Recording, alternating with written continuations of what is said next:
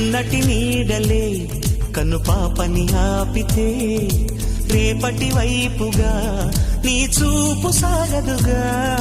నిన్నటి నీడలే కను పాపని ఆపితే రేపటి వైపుగా నీ చూపు సాగదుగా.